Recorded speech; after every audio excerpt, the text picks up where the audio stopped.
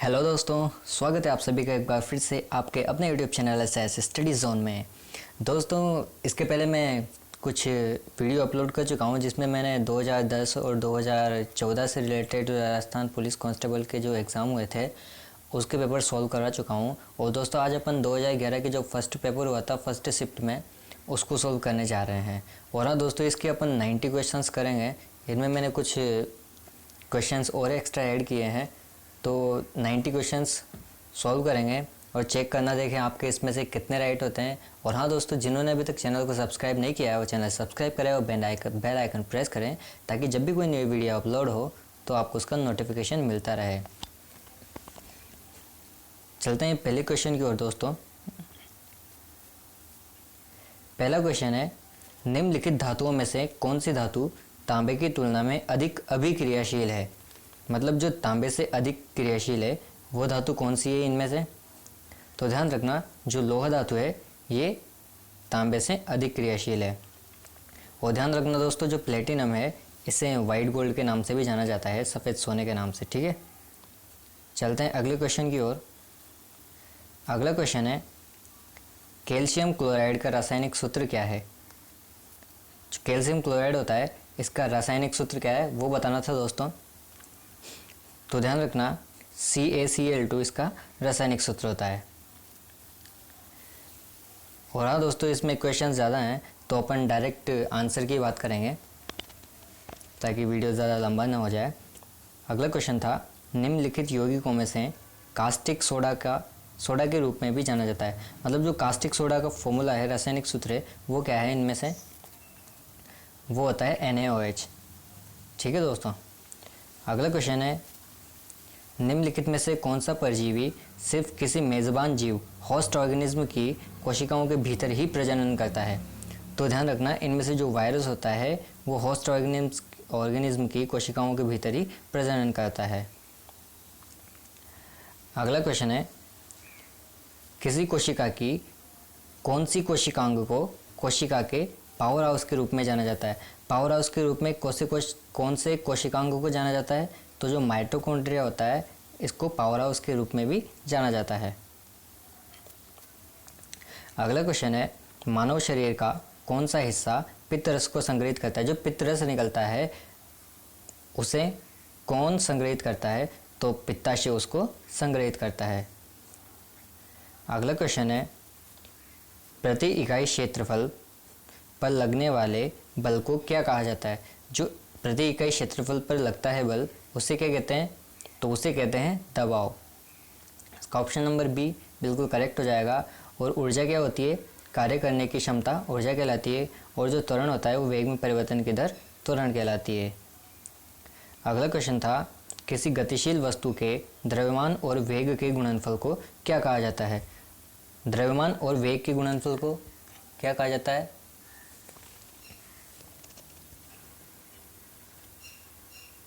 m into we.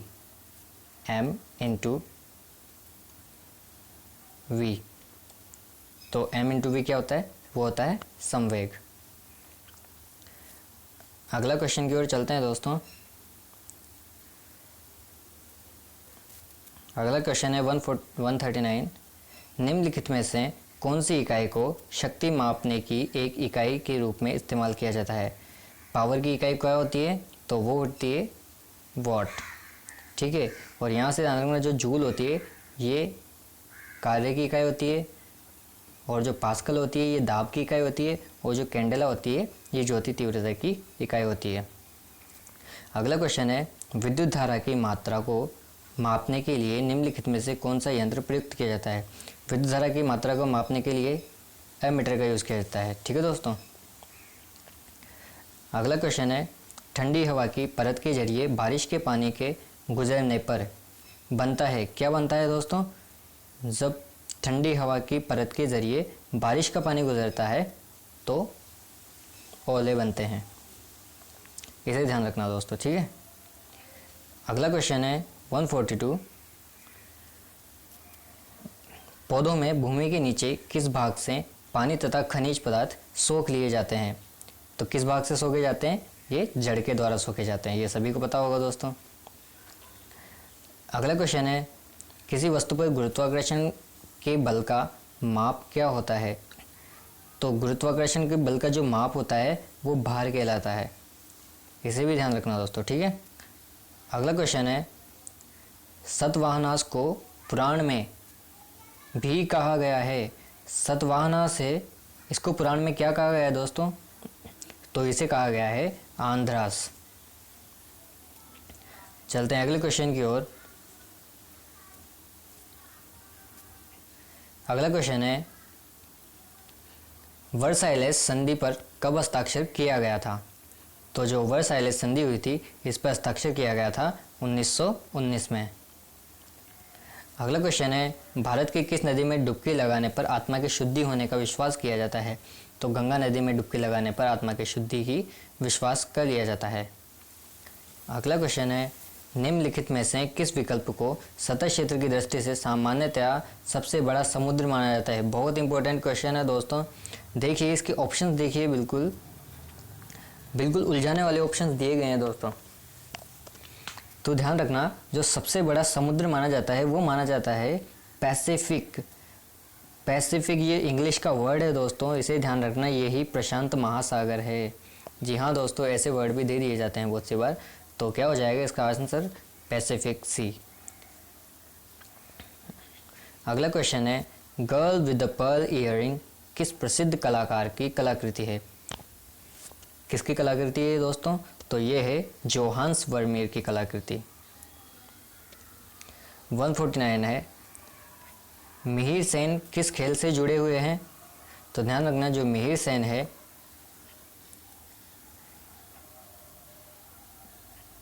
ये जुड़े हुए हैं तैराकी से। और हाँ दोस्तों, थोड़ा बहुत मैं आपको गंगा नदी के बारे में बता दूं। तो जो गंगा नदी का उद्गम होता है ये कहाँ से होता है? ये उत्तराखंड में उत्तरकाशी से गंगोत्री से होता है, ठीक है। वहाँ पर इसे भागीरथी के नाम से जाना जाता है। किस नाम से? भागीरथी के नाम से जाना जाता है। फिर जब इसमें देवप्रयाग से अलकनंदा आकर मिलती है तब इन दोनों के जो संगम होता है वहाँ से इसको गंगा नदी के नाम से भी जाना जाता है, ठीक है। और इसे बांग्लादेश में किस नाम से जाना जाता है? तो इसे बांग्लादेश में पद्मा के नाम से जाना जाता है। किस नाम से जाना जाता है? पद्मा के नाम से। अगले क्वेश्चन है दोस्तों, उस खेल की पहचान करें जहां आपको पार बनाना पड़ता है। तो कौन सा खेल है जिसमें पार बनाना पड़ता है?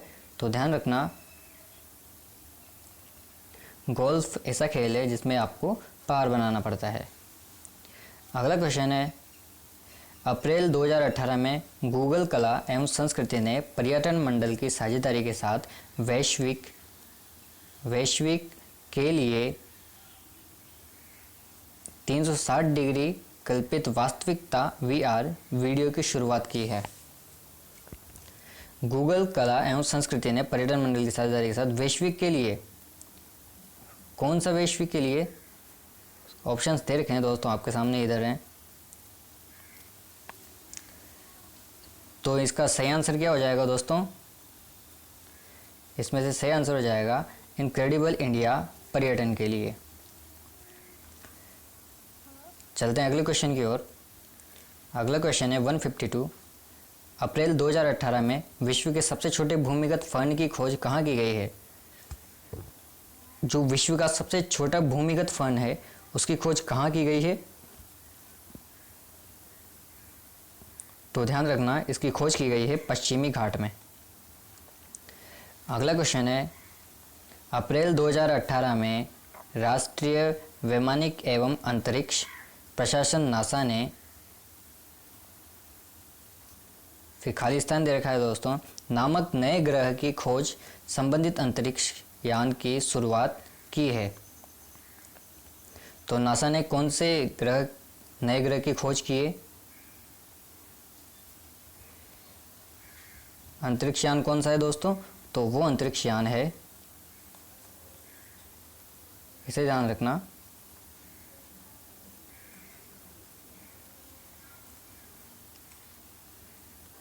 ट्रांसिटिंग एक्सोप्लैनेट सर्वे सैटेलाइट, TSS। इसका ऑप्शन नंबर ए बिल्कुल करेक्ट हो जाएगा। अगला क्वेश्चन है, अप्रैल 2018 में भारत की पोषण संबंधी चुनौतियों के राष्ट्रीय परिषद की नामक पहली बैठक का आयोजन नई दिल्ली में किया गया। उसका नाम क्या था? भारत की पोषण संबंधी चुनौतियों की राष्ट्रीय परिषद की जो पहली बैठक की गई थी नई दिल्ली में, उसका नाम क्या था दोस्तों? तो उसका नाम था पोषण अभियान। ऑप्शन नंबर बी बिल्कुल करेक्ट हो जाएगा। चलते हैं अगले क्वेश्चन की ओर। अगला क्वेश्चन था, अप्रैल 2018 में भारत और किस अन्य देश ने पारस्परिक सहमति प्रक्रिया प्रणाली के तहत नोकिया के साथ एक विवाद पर समझौता किया? तो ध्यान रखना, इसका सही आंसर हो जाएगा फिनलैंड। ऑप्शन नंबर सी बिल्कुल सही हो जाएगा। चलते हैं अगले क्वेश्चन की ओर। अगला क्वेश्चन है, अप्रैल 2018 में वैज्ञानिकों ने के पश्चिमी घाट की पर्वतीय पहाड़ी मैदान में मेढक की फेजियरवर्वा गोमची नामक नई जाति की पहचान की है। ये नई मेढक की नई जाति की पहचान की है, वो कहाँ पर की है? तो ध्यान रखना, ये की है गोवा में। ऑप्शन नंबर डी बिल्कुल करेक्ट हो जाएगा। चलते हैं अगले क्वेश्चन की ओर।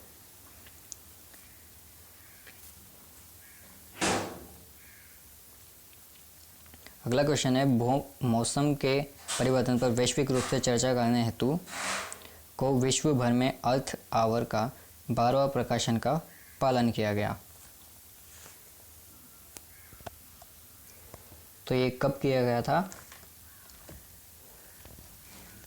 तो इसे ध्यान रखना, 24 मार्च 2018 को।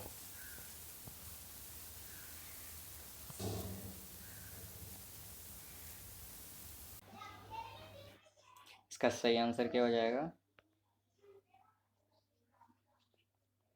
तो इसका सही आंसर हो जाएगा 24 मार्च 2018। अगला क्वेश्चन है, मार्च 2018 में सर्वप्रथम अंतर्राष्ट्रीय मुद्रण बायनल ग्राफिक मुद्रण की एक अंतर्राष्ट्रीय प्रदर्शनी में आयोजित की गई थी। कहाँ आयोजित की गई थी एक अंतर्राष्ट्रीय मुद्रण प्रदर्शनी? कहाँ पर आयोजित की गई थी? तो ये आयोजित की गई थी नई दिल्ली में। अगला क्वेश्चन था, वर्ष 2017 में कौन सी महिला हॉकी टीम एशियाई कप हॉकी टाइटल की विजेता थी? तो इसका सही आंसर हो जाएगा भारत। अगला क्वेश्चन है, वर्ष 2018 के 2018 के ऑस्ट्रेलियन ओपन में जीत हासिल करते हुए किसने टेनिस पुरुष एकल टाइटल का खिताब अपने नाम पर जारी रखा था? तो वो थे Roger Federer. Option number D इसका करेक्ट आंसर हो जाएगा। अगला क्वेश्चन है, प्राचीन राजस्थान में मालवों की शक्ति का केंद्र किसके आसपास केंद्रित था? जो मालवों की शक्ति थी वो कहाँ पर केंद्रित थी? तो वो जयपुर के आसपास के क्षेत्र में केंद्रित थी। चलते हैं अगले क्वेश्चन की ओर।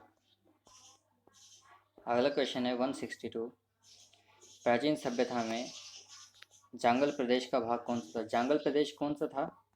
तो जांगल प्रदेश जो हुआ करता था वो है बीकानेर। इसका ऑप्शन नंबर ए बिल्कुल सही हो जाएगा। अगले क्वेश्चन की ओर चलते हैं। अगला क्वेश्चन है, राजस्थान में किस भाग में योधेय नामक गणतंत्रीय कबीले का शासन रहा? जो गणतंत्रीय कबीला था इसका शासन कहाँ रहा था? तो ये रहा था उत्तरी भाग में। अगला क्वेश्चन है, सोमदेव नामक कवि किस राजा के दरबारी कवि थे? तो जो सोमदेव जी थे वो विग्रह राज चतुर्थ से बीसल देव भी कहते थे। इन्हें बीसल देव भी कहते थे, विग्रह राज चतुर्थ को। और इन्होंने टोंक जिले में बीसलपुर बांध की रचना भी की, बीसलपुर बांध का निर्माण भी करवाया था। वो थे विग्रह राज चतुर्थ। अगला क्वेश्चन है, 8वीं से 12वीं सदी के समाज में राजस्थान में प्रचलित अधिकारी अक्षपटलिक का संबंध किससे था? तो अक्षपटलिक का संबंध था राज्य में आय व्यय का ब्यौरा रखने वाले अधिकारी से। जो अक्षपटलिक होता था वो राज्य के आय व्यय का ब्यौरा रखता था। अगला क्वेश्चन है, अपराजित के शिलालेख के रचयिता निम्न में से कौन है? तो इनके रचयिता थे दामोदर। अगला क्वेश्चन है, आबू के अभिलेख के लेखक कौन है? जो आबू के अभिलेख थे इनके लेखक कौन है? तो ध्यान रखना है इनके लेखक हैं शुभ चंद्र। इसका ऑप्शन नंबर ए बिल्कुल सही हो जाएगा। अगले क्वेश्चन की ओर चलते हैं। अगला क्वेश्चन है, रायसिंह की प्रशस्ति का संबंध निम्नलिखित में किससे है? जो रायसिंह की प्रशस्ति थी उसका संबंध किससे है? तो इसका संबंध बीकानेर के शासकों से है। अगला क्वेश्चन है, कदमवास या केम्बवास किस राजा के समय उनके मुख्यमंत्री थे? तो जो कदमवास और केम्बवास थे ये किस राजा के समय उनके मुख्यमंत्री रहे थे? तो ध्यान रखना कि पृथ्वीराज तृतीय के समय में रहे थे। अगला क्वेश्चन है, निम्नलिखित में से कौन से शासक अभिनव भट्टाचार्य के नाम से जाना जाता है? बहुत इंपॉर्टेंट क्वेश्चन है दोस्तों, बहुत से बार एग्जाम में पूछा गया है। तो ध्यान रखना, जो राणा कुंभा थे उन्हें अभिनव भट्टाचार्य के नाम से भी जाना जाता था। अगला क्वेश्चन है, कुंभलगढ़ दुर्ग के प्रमुख शिल्पी कौन थे? तो ध्यान रखना, जो कुंभलगढ़ दुर्ग है ये राजसमंद जिले में स्थित है और इनके प्रमुख शिल्पी कौन है? तो इनके प्रमुख शिल्पी हैं मंडन।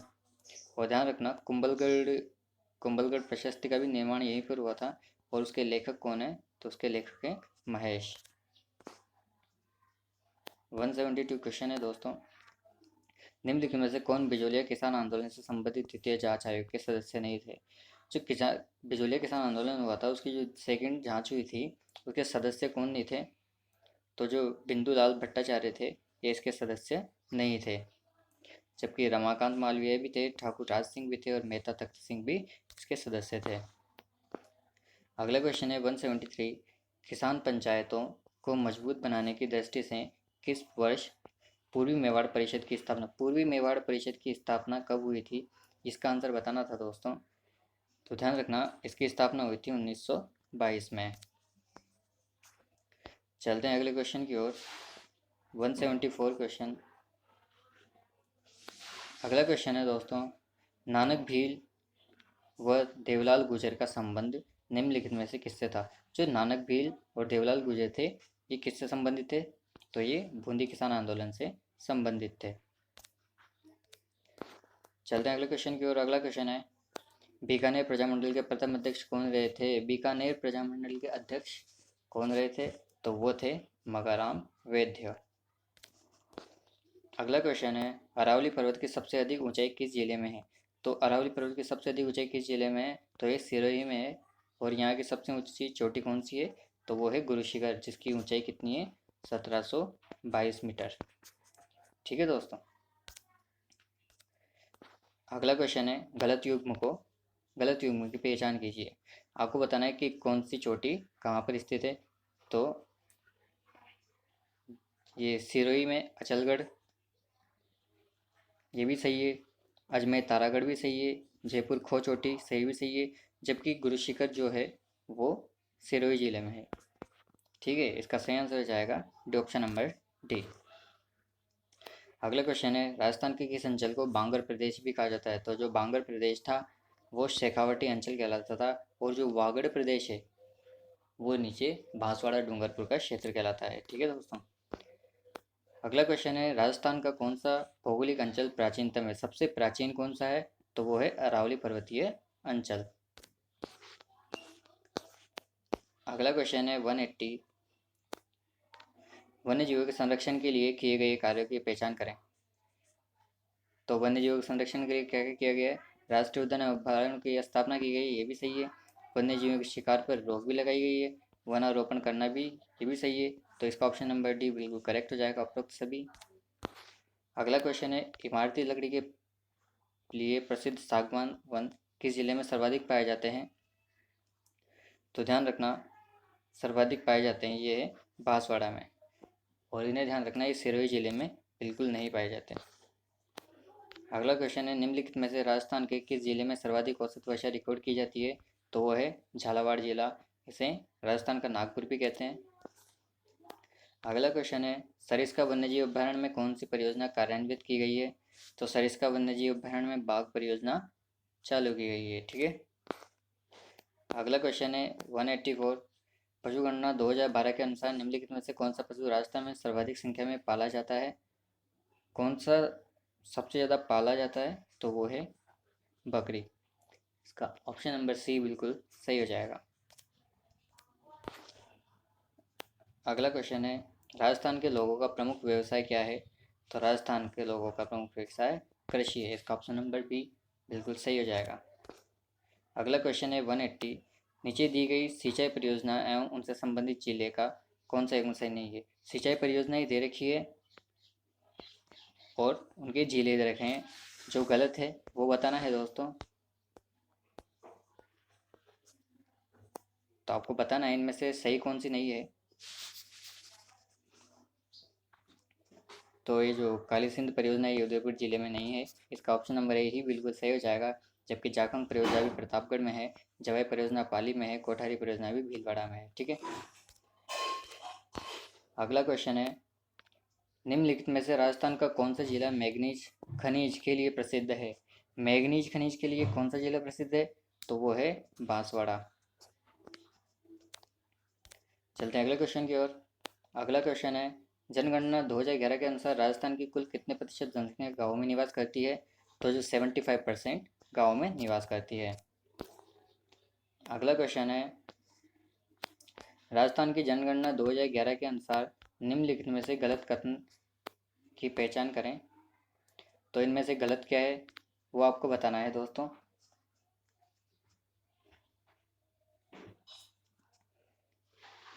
जनसंख्या वृद्धि दर 21.31 ये भी सही है। जबकि लिंगानुपात 1000 महिला प्रति 1000 पुरुष है, ये बिल्कुल गलत है। ठीक है दोस्तों, इसका ऑप्शन नंबर बी बिल्कुल करेक्ट हो जाएगा।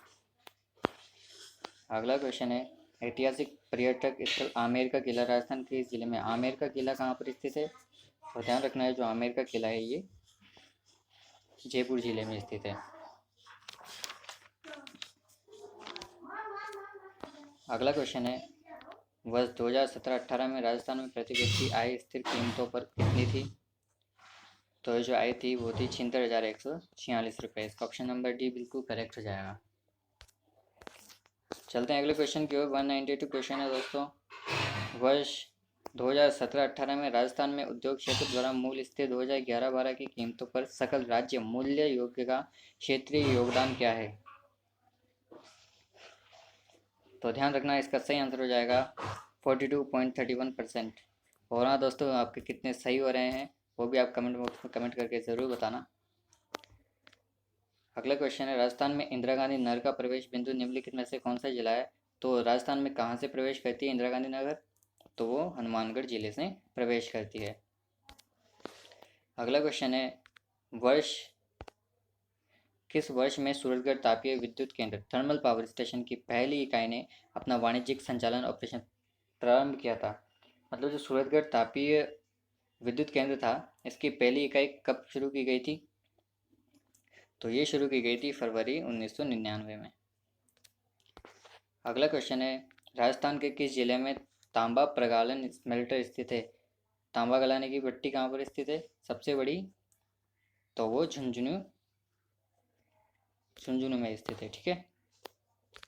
राजस्थान के किस जिले में देवारी जस्ता प्रगालक स्थित है? तो देवारी कहाँ पर है ये भी सभी को पता होगा दोस्तों।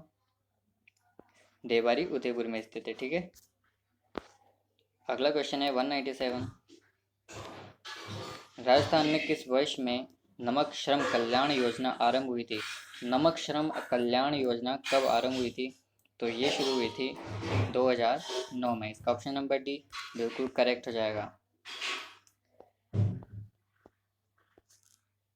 अगला क्वेश्चन है, किस वर्ष में पन्नाधाय जीवन अमृत योजना आरंभ हुई थी?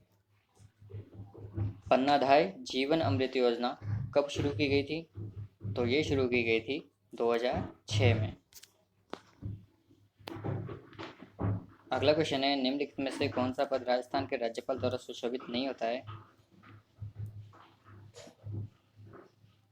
तो वो ध्यान रखना दोस्तों, अध्यक्ष अरावली प्रधान प्रबंधन बोर्ड ये राज्यपाल के द्वारा नहीं होता है। अगला क्वेश्चन है 200, निम्नलिखित में से कौन सा विकल्प राजस्थान के मुख्यमंत्री क्योंकि कार्यकाल का सही क्रम है। सही क्रम कौन सा है वो बताना है दोस्तों इसमें।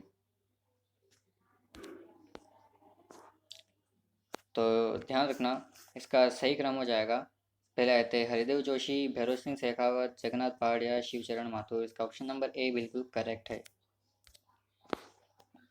अगला क्वेश्चन है, राजस्थान राज्य विधानसभा का चुनाव पहली बार कब हुआ? पहली बार कब हुआ था ये बताना था दोस्तों। तो ध्यान रखना, ये पहली बार हुए थे 1952 में।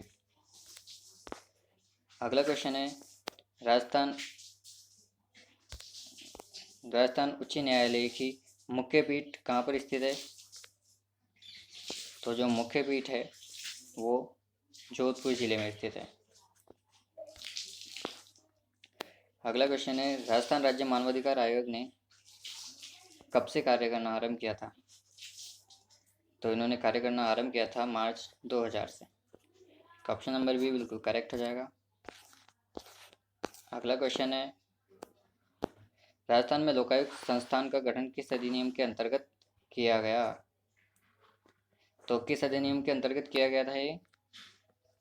तो ध्यान रखना, ये किया गया था राजस्थान लोकायुक्त और उप लोकायुक्त अधिनियम 1973 के अंतर्गत, और सीआरपीसी की धारा 1900 भी, वो भी 1973 के अंतर्गत ही की गई थी। ठीक है। अगला क्वेश्चन है, राजस्थान में राज्य चुनाव आयोग का गठन किस वर्ष में हुआ था? तो वो हुआ था 1994 में।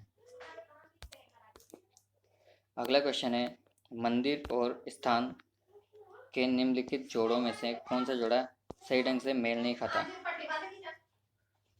कौन सा मंदिर कहाँ पर स्थित नहीं है वो बताना है।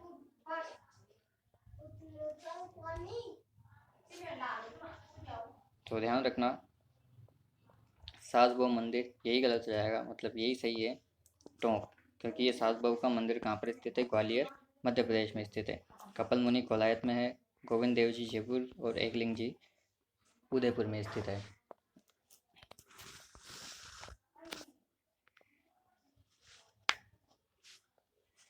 अगला क्वेश्चन है, आबानेरी मंदिर कहाँ पर स्थित है?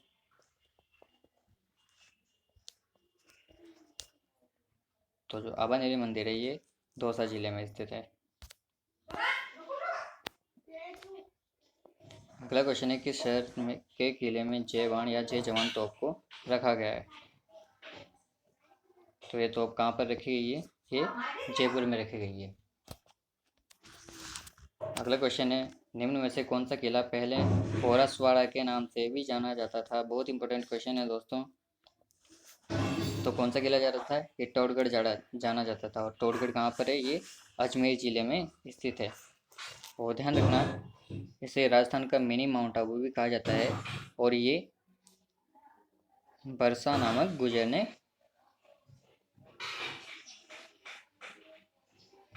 बरसा नामक गुजर के नाम पर रखा गया था। ठीक है, चलते हैं अगले क्वेश्चन की ओर। अगला क्वेश्चन है, इंडियन मोनालिसा के नाम से जाने जाने वाले चित्र राजस्थान की किस शैली से संबंधित है? तो ये किशनगढ़ शैली से संबंधित है। और राजस्थान की इंडियन मोनालिसा कौन सी है? राजस्थान की बनी ठनी। अगला क्वेश्चन है, टेराकोटा मूर्तियों में निम्नलिखित में से किससे बनाई जाती है? टेराकोटा मूर्तियाँ किससे बनाई जाती है? तो ये बनाई जाती है सिरेमिक जैसी मिट्टी से। अगला क्वेश्चन है, राजस्थान के आभूषणों से संबंधित निम्नलिखित में से कौन सा कथन गलत है? इनमें से कौन सा कथन गलत है वो बताना है। तो फिनी के टखने में पहना जाता है फिनी को, ये ऑप्शन बिल्कुल गलत है। अगला क्वेश्चन है, निम्नलिखित कथनों पर विचार करें और नीचे दिए गए कोड के आधार पर प्रश्न का उत्तर दें। आपको बताना है कि कौन सा सही है इनमें से। तो निर्जला एकादशी ज्येष्ठ शुक्ल एकादशी को मनाई जाती है, ये भी बिल्कुल सही है।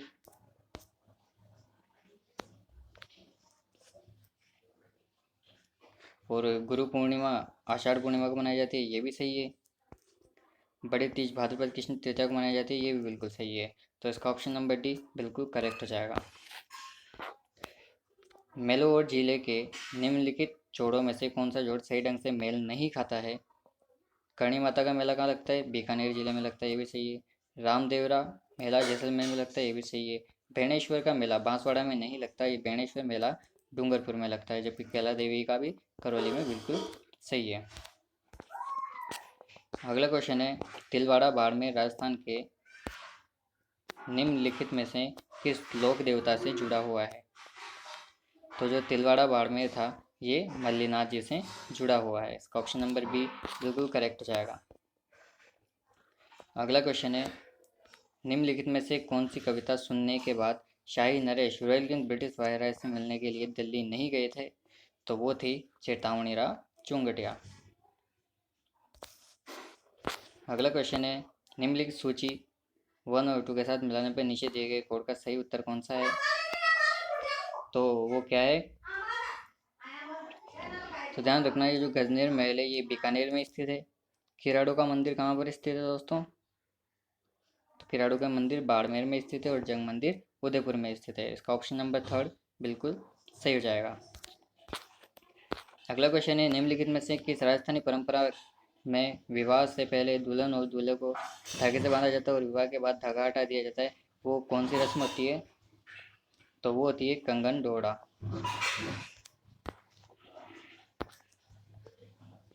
चलते हैं अगले क्वेश्चन की ओर।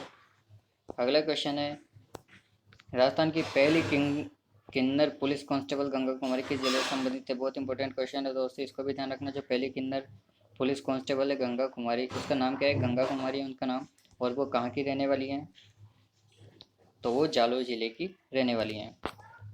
आज का अंतिम प्रश्न है दोस्तों। और हाँ दोस्तों, पुलिस कांस्टेबल से रिलेटेड जो एग्ज़ाम हुए थे रिसेंट एग्ज़ाम, उनके लिंक डिस्क्रिप्शन में दिए गए हैं, आप वीडियो को वहाँ से भी देख सकते हैं और ऊपर आई बटन पर क्लिक करके भी उन्हें देख सकते हैं। और हाँ, अगर वीडियो पसंद आएगा तो वीडियो चैनल को सब्सक्राइब करें।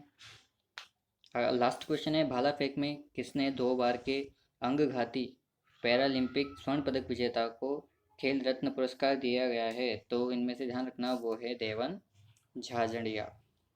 इसका ऑप्शन नंबर ए बिल्कुल करेक्ट हो जाएगा।